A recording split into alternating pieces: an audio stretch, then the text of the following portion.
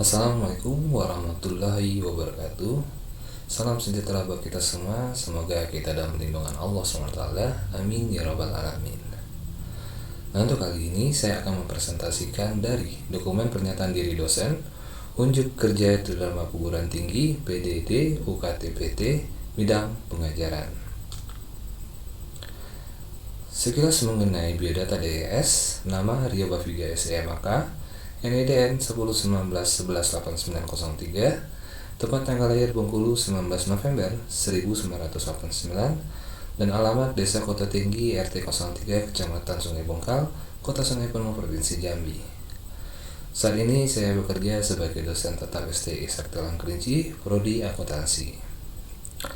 Latar belakang pendidikan saya, pada tahun 2012 saya lulusan S1 di STI Saktilang Kerinci, dan pada tahun 2017 saya lulus studi S2 Magister Ilmu Akuntansi Universitas Jambi. Pengalaman bekerja saya atau experience saya pernah bekerja di Hotel Aroma Kota Sungai Penuh pada tahun 2010 sampai 2012, posisi sebagai manajer hotel dan manajer kafe Hotel Aroma. Nah, setelah itu saya bergabung di PT Harko Putra Mandiri, Project PT Geothermal Energy pada tahun 2012 sampai tahun 2015, posisi admin officer atau record. Nah, setelah itu barulah saya bergabung sebagai dosen tetap STI Saktilang Kerinci, Prodi Akuntansi pada tahun 2015 sampai sekarang. Dokumentasi pembelajaran. Dokumentasi pembelajaran mata kuliah akuntansi UMKM dan koperasi dalam satu semester yang saya gunakan, yang pertama RPS, rencana program semester, yang mana merupakan kerangka pembelajaran dalam satu semester yang berisikan tentang deskripsi mata kuliah, capaian pembelajaran yang harus dicapai oleh mahasiswa, kemudian pokok dan subpokok pembahasan setiap minggunya, sistem penilaian dan kontak perkuliahan, sampai referensi-referensi yang digunakan dalam mata kuliah akuntansi UMKM dan koperasi. Kemudian yang kedua, materi pembelajaran berbentuk PowerPoint, yang mana materi pembelajaran akan saya jelaskan setiap minggunya, kemudian saya berikan kepada mahasiswa sebagai referensi, sebagai acuan proses pembelajaran di kelas maupun di rumah.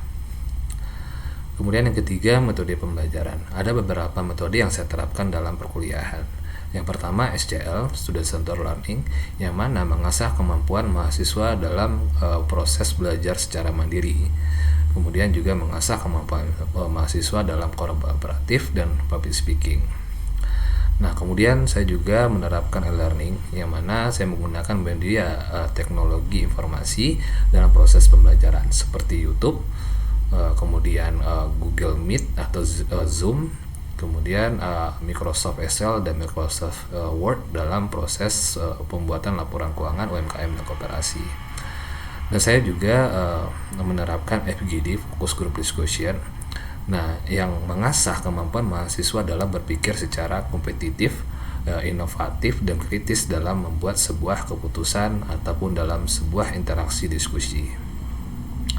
Kemudian yang keempat, sistem penilaian. Sistem penilaian saya menggunakan Excel. Tujuannya adalah untuk menilai mahasiswa secara objektif. Kemudian setelah saya melakukan penilaian secara objektif dan kolektif, akan saya konversikan dalam siakat yang sesuai dengan standar yang ditetapkan oleh kampus. Kemudian kelima, buku akuntansi UMKM dan koperasi, modul jika dibutuhkan, dan e-book yang saya berikan kepada mahasiswa secara gratis. Rencana program semester atau RPS. Pada bagian ini saya akan menjelaskan rencana program semester atau RPS, program studi akuntansi mata kuliah akuntansi UMKM dan koperasi. Deskripsi mata kuliah. Mata kuliah ini membahas siklus akuntansi pada bagian bisnis usaha mikro, kecil, dan menengah atau UMKM dan koperasi. Mata kuliah ini mengkaji transaksi-transaksi yang lazim digunakan oleh UMKM dan koperasi berdasarkan transaksi yang real yang ada di koperasi maupun UMKM. Analisis transaksi pelaporan keuangan didasarkan pada persamaan akuntansi berbasis matematik dengan memperhatikan standar akuntansi keuangan entitas atau SHK MKM. Penyusunan laporan keuangan ditekankan pada pemanfaatan teknologi informasi sebagai adaptasi dan antisipasi revolusi industri 4.0 yang ada di UMKM dan koperasi. Nah, pada mata kuliah ini membahas mengenai gambaran umum UMKM di Indonesia, dasar-dasar akuntansi UMKM, kemudian analisis transaksi, siklus akuntansi, laporan keuangan akuntansi biaya UMKM, aplikasi akuntansi UMKM, karakteristik koperasi, koperasi simpan pinjam, koperasi konsumen, koperasi produsen, koperasi serba usaha, sisa hasil usaha, koperasi dan praktiknya, dengan memanfaatkan teknologi untuk memudahkan pemahaman dan meningkatkan aktivitas atau keterlibatan mahasiswa dengan koperasi yang ada di sekitarnya. Kemudian ada capaian lulusan program studi.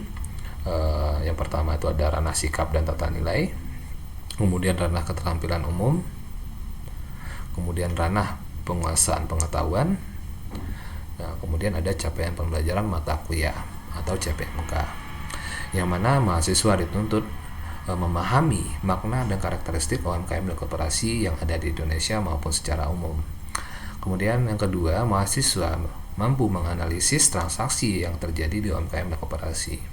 Kemudian yang ketiga, mahasiswa bisa menyusun laporan keuangan UMKM dan koperasi. Yang keempat, mahasiswa mampu menganalisis laporan keuangan bagi UMKM dan koperasi dengan teknologi informasi.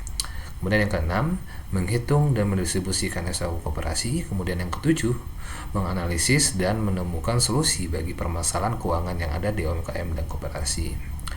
Kemudian ada bentuk-bentuk media pembelajaran baik software maupun hardware. Yang pertama, materi perkuliahan, kemudian studi kasus atau bedah kasus, flash study, kemudian ada juga Google Meet, Zoom Club Meeting atau Spada, mungkin ada tambahan di YouTube. Kemudian untuk hardware-nya ada buku ajar, LCD, laptop, whiteboard maupun e-book. Nah, setelah itu ada penjelasan pokok pembahasan setiap minggunya, baik bentuk-bentuk pembelajaran, waktu, kemudian asesmen penilaiannya dengan indikator-indikator tertentu.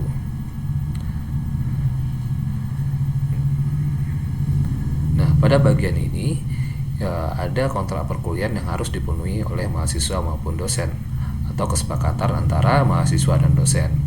Nah, kontrak perkuliahannya berisikan tentang yang pertama, berpakaian sopan dengan sesuai dengan aturan yang berlaku. Kemudian yang kedua, mahasiswa atau mahasiswi menyiapkan ruang kelas untuk melakukan proses pembelajaran sebelum dosen memasuki ruangan. Kemudian yang ketiga, mahasiswa atau mahasiswi yang terlambat tidak diperbolehkan mengikuti perkuliahan dan tidak diperbolehkan menandatangani absensi dan secara administratif dianggap tidak hadir paling lama 15 menit. Kemudian yang keempat, setiap mahasiswa dan mahasiswi wajib memiliki catatan perkuliahan dan buku pegangan yang telah disamakan pada awal perkuliahan. Kemudian yang kelima, nilai akhir dapat dikeluarkan jika mahasiswa hadir selama perkuliahan minimal 75%. Apabila kurang dari ketentuan tersebut, maka mahasiswa tidak dibenarkan mengikuti ujian. Tugas diberikan sesuai kebutuhan akademik selama perkuliahan dan mengumpulkan tepat waktu sesuai kesepakatan. Kemudian yang ketujuh, mahasiswa yang terbukti berbuat curang dalam ujian maka nilai akhir E. Kemudian yang ke-8, mahasiswa berhak mengkonfirmasi nilai ke dosen jika nilai yang dikeluarkan dinilai mahasiswa kurang sesuai dengan faktual, dan dosen wajib mengoreksi nilai tersebut jika terdapat kekeliruan dan dalam perhitungan. Kemudian untuk penilaian, yang pertama, sikap dan tata nilai, kerjasama, disiplin, tanggung jawab, kemandirian, kemampuan komunikasi, lisan, dan lain-lain, itu nilainya 10%. Kemudian keterampilan umum 20%, keterampilan khusus itu 10%, dan pengetahuan, kuis, UTS, dan UAS itu 60%. Nah, kemudian di sini ada referensi yang digunakan dalam mata kuliah akuntansi UMKM dan koperasi. Metode pembelajaran. Nah, pada metode pembelajaran akuntansi UMKM dan koperasi itu menitik beratkan atau berfokus pada pembentukan karakter mahasiswa yang mandiri, kompetitif, inovatif, berpikir kritis, mampu mengaplikasikan sistem informasi akuntansi pada UMKM dan koperasi dengan cara pemberian tugas kelompok, kemudian FGD atau Focus Group Discussion, kemudian praktek dalam membuat sebuah laporan keuangan, kemudian bekerja secara teamwork ketika mereka diperintahkan untuk ke lapangan untuk menganalisis laporan keuangan koperasi yang ada di sekitar kabupaten maupun kota Sungai Penuh. Media yang saya gunakan itu ada laptop, kemudian audio visual berbentuk YouTube, kemudian Google Meet atau Zoom, kemudian e-learningnya juga menggunakan Spada, kemudian e-book sebagai referensi mereka dan buku yang saya gunakan. Kemudian aplikasi pembelajaran Microsoft Excel dan Word dalam membuat sebuah laporan keuangan atau UMKM dan koperasi. Kemudian Google Classroom sebagai sarana interaksi dan juga pemberian tugas kepada mahasiswa dan materi. Dan kemudian Spada dan WhatsApp sebagai media interaksi kepada mahasiswa. Kemudian yang kelima, pertemuan dilakukan secara semi daring, tatap muka maupun tatap maya. Kemudian yang kelima, fokus group discussion dilakukan secara kelompok atau kelompok yang tampil di depan kelas untuk mengasah kemampuan public speaking mereka, kemudian pemahaman mereka, dan mempresentasikan sesuai pokok pembahasan dari kelompok. Kemudian memberikan kesempatan kepada audiens memberikan pertanyaan sesuai konteks pembahasan kelompok.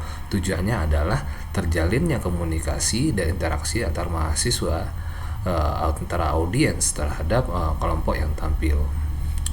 Kemudian yang keenam, sistem penilaian yang secara objektif dalam pemberian tugas, UTS, UAS, dan FGD. Sistem penilaian. Nah, pada part ini atau bagian ini saya menjelaskan sistem penilaian yang saya gunakan.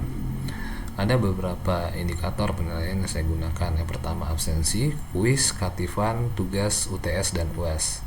Yang mana untuk presensi ataupun absen itu saya nilai 10%, kemudian kuis saya nilai juga 10%, kemudian proses saya nilai 20%.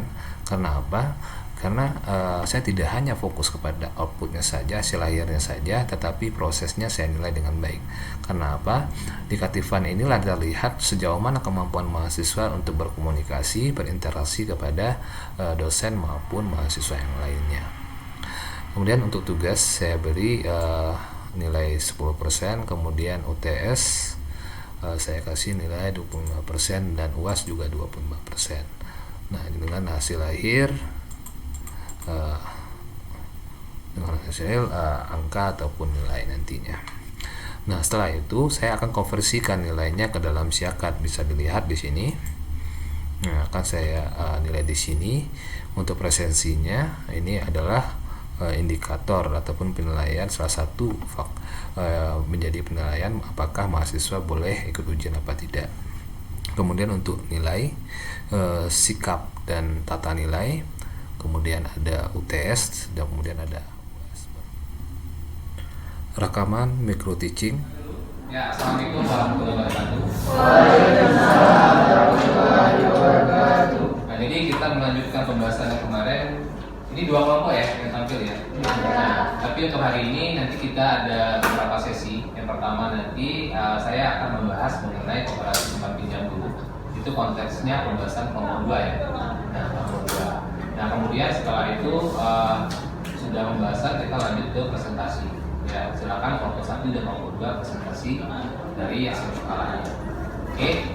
Nah, jadi sebagai gambaran umum saja atau sebagai pengantar itu membahas mengenai koperasi simpan pinjam. Ya. Nah, mengenai ini, bahasa koperasi simpan pinjam, apa yang terbayang sama kita? Kan banyak nih, ya jenis-jenis dari koperasi. Ada koperasi produksi, ada koperasi produsen, konsumen, ya, serta juga ada, atau koperasi pertanian. Nah, kalau konteksnya koperasi simpan pinjam, itu sifatnya kemana? Kalau koperasi simpan pinjam itu Pak, kayak misalnya ya, kalau khusus di PNS kan ada koperasi di PNS. Nah, terus meskipun kita minjam di koperasi itu, tapi kita tetap ada tabungan gitu. Oke, yang lain kira-kira contoh dari koperasi simpan pinjam, apa yang tergambarkan buat kita? Yang lain, boleh silakan. Apa yang tergambar?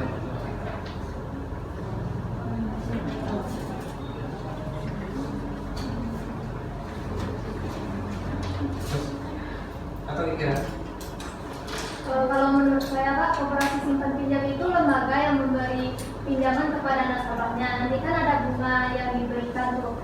Misal dalam satu bulan itu angsurannya 110.500. Intinya itu yang dibayarkannya 110.500-nya jadi disimpan. Itu penjelasan dari koperasi simpan pinjamnya. Yang lain kira-kira?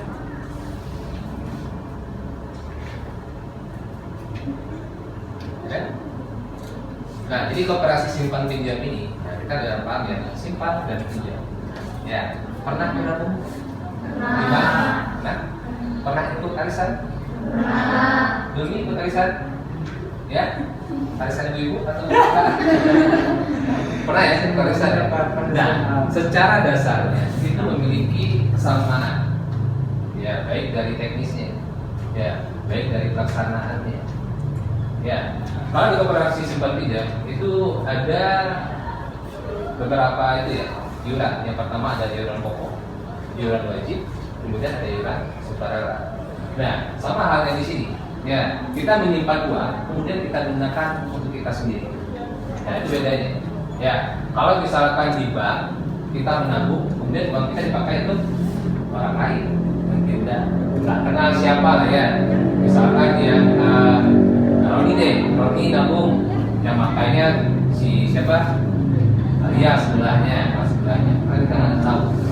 Tetapi kalau misalkan di koperasi, ya kita semua nih nabung, kemudian dipakai oleh dari sini. Nah, itulah dinamakan koperasi simpan pinjam.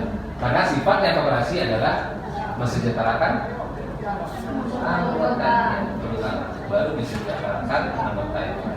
Ya, oke. Nah, secara teori, nah di sini bisa dilihat koperasi simpan pinjam (KSP) adalah koperasi yang bergerak di bidang pemupukan, artinya nabung atau penimbunan, ya, atau simpanan dana dari para anggota untuk kemudian dipinjamkan kembali kepada anggota yang membutuhkan bantuan dana. Ya. Nah, minggu kemarin sudah saya bahas bahwa kenapa koperasi dibentuk di Indonesia. Tahu nggak siapa yang pendiri dari koperasi? Jangan. Benar, Muhammad Hatta. Ya. Tahu nggak alasannya kenapa dia mendirikan koperasi? Tahu? Demi? Bukan dia mendirikan koperasi ini karena sebagian kita tidak bisa menyukai di bank. Jadi kalau di koperasi ini kemungkinan orang menggunakan itu bisa. Oke, nah jadi ya kenapa Muhammad Hatta? Ya, itu disebut sebagai bapaknya koperasi. Dia mendirikan sebuah koperasi sebagai solusi masalah masyarakat sekarang. Nah, pada tahun 1949 banyak masyarakat kita yang ekonominya kalau dibilang menengah ke bawah, ya tidak memiliki dana, Oleh karena itu dia menciptakan sebuah koperasi. Karena apa? Karena waktu itu banyaknya rentenir yang mengelola lembaga keuangan. Nah, misalkan nih, ya Domi minjam ke saya, rentenir itu menyiapkan bunga sekitar 100%, kan capek juga nanti Domi mengembalikannya. Nah, itu makanya Muhammad menciptakan atau mendirikan koperasi sebagai bentuk meningkatkan ekonomi dari masyarakat itu sendiri. Ya, meringankan beban dari masyarakat. Ya. Oke, kita lanjut. Nah, kemudian kegiatan KSP adalah menyediakan jasa penyimpanan dan peminjaman dana kepada koperasi. Ya. Kita lanjut lagi. Nah, koperasi simpan pinjam, meskipun pemupukan modal dilakukan koperasi dari para anggota, seringkali jumlah uang yang ingin dipinjam oleh anggota lebih besar daripada modal. Benar? Kira-kira? Alasannya kenapa? Kenapa koperasi para anggota seringkali jumlah yang ingin dipinjam oleh anggota lebih besar daripada modal? Kenapa? Kalau di koperasi simpan pinjam kita pertama kan kita harus nabung dulu biar itu yakin gitu, sehingga nanti saat kita menjadikan meskipun nanti dananya lebih dari bunga modal yang kita tabung gitu, jadi biar tetap gimana ya, Kenapa? Kira-kira saya nabung 2 juta nih, kemudian saya minjamnya 2 juta. Enggak. Atau saya nabungnya 2 juta, saya minjamnya 1 juta. Mana yang benar? Ya, silakan. Mungkin satu untuk melengkapi kebutuhan yang kurang. Misalnya saya memiliki utang 10 juta, tapi saya cuma punya waktu 2 juta. Jadi saya mau dapat 2 juta tersebut, dan saya pinjam yang sisanya selebih itu, Pak. Pinjam 5 juta untuk menutupi kekurangan yang tadi. Oke, bisa diterima. Jadi biasanya, ya, kalau misalkan sifatnya anggap seperti arisan deh, ya, kita nabungnya anggap aja 1 minggu 100 ribu. Kan nggak mungkin kita minjamnya juga 100 ribu. Ngapain kita itu arisan? Ya, jadi biasanya anggota itu yang menabung itu lebih besar peminjamannya. Ya, nah karena apa?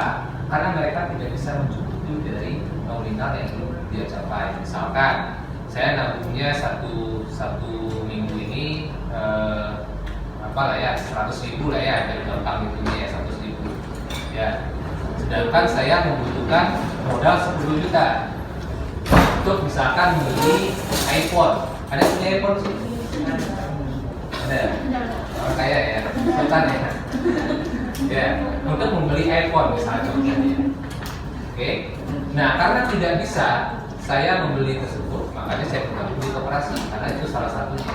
Ya, tetapi dalam konteks usaha biasanya orang bergabung di koperasi.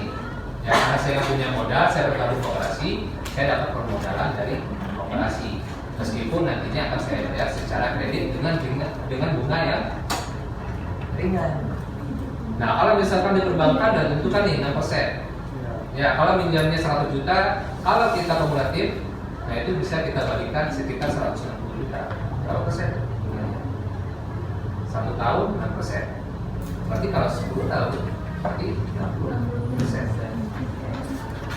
Nah, kalau misalkan kita minjam di koperasi, anggap aja kita minjamnya 100 juta dengan bunganya 10%, berarti kita cuma mengembalikan 110.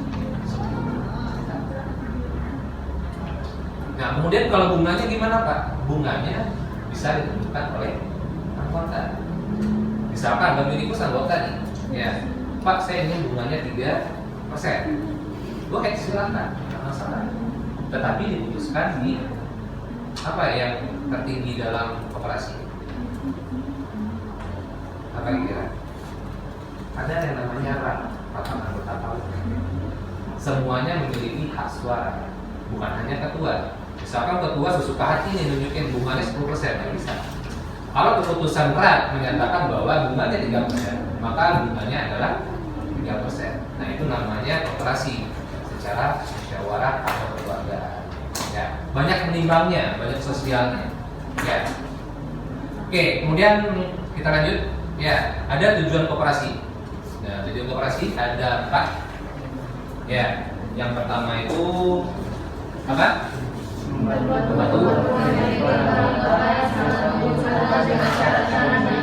Nah, itu yang saya sampaikan tadi.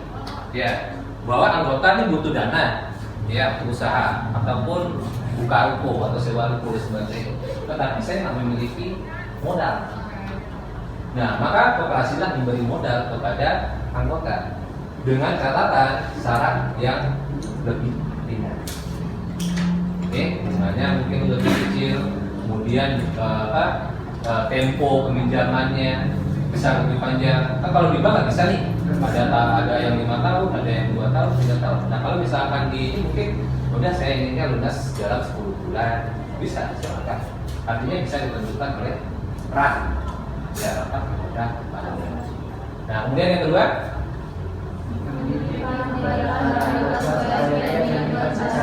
sehingga membentuk moral sendiri. oke. Dari penjelasan nomor 2 ini siapa yang ingin menjelaskan?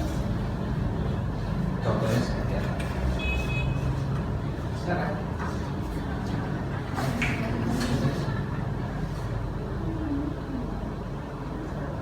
Oke, silakan. Saya ingin dengar yang lain nih. Yang cowok siapa? Saya yang cewek itu. Oke, silakan. Kalau menurut saya seperti membentuk modal sendiri itu kan biasanya kalau koperasi sifat pinjam semakin banyak dia menyimpan atau semakin sering dia meminjam itu kan dapat lebih banyak gitu. Jadi semakin sering dia menyimpan, semakin banyak yang didapat dari bagi hasil, semakin cepat juga terkumpul modal dia untuk usaha. Boleh, boleh, kira-kira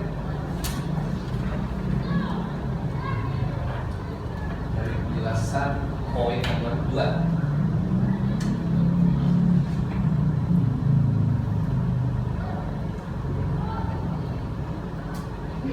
Oke, saya misalkan contohnya kayak gini.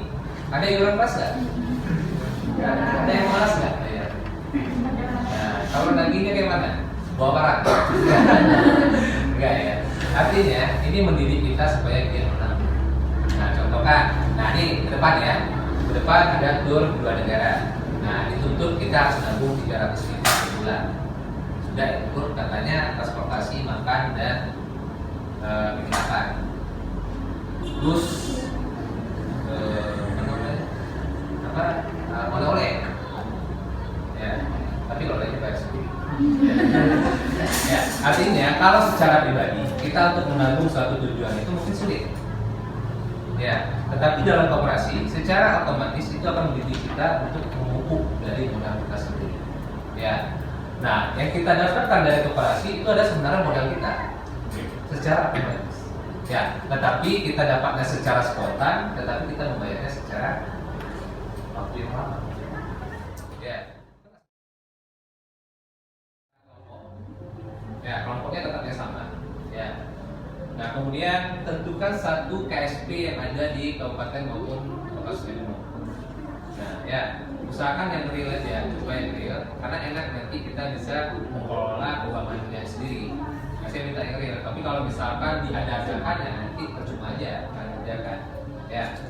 Nah, yang pertama itu membuat posting jurnal transaksi seperti tadi ya, posting jurnal transaksi, mana yang di debit, mana yang di cash.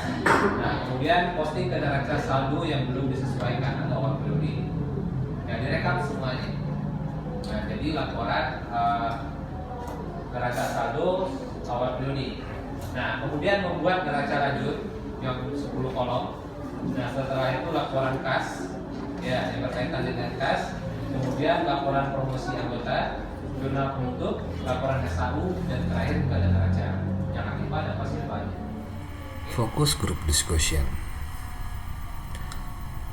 Pada FGD ini menampilkan dokumentasi mahasiswa yang melakukan presentasi di depan kelas, yang mana kelompok yang sudah ditunjuk untuk melakukan presentasi akan membahas pokok pembahasan yang sudah diberikan oleh dosennya. Nah, setelah itu audiens memberikan minimal 1 pertanyaan kepada kelompok yang tampil. Nah, tujuannya adalah agar terjalinnya komunikasi atau interaksi antara dosen dan audiens dan mahasiswa yang tampil atau kelompok yang tampil. Dan secara tidak langsung ini akan mengasah kemampuan mahasiswa secara public speaking, kemudian pemahaman mereka, kedalaman pemahamannya, dan juga mengasah kemampuan mahasiswa dalam berpikir kritis dalam membuat sebuah keputusan atau menjawab dari pertanyaan audiens.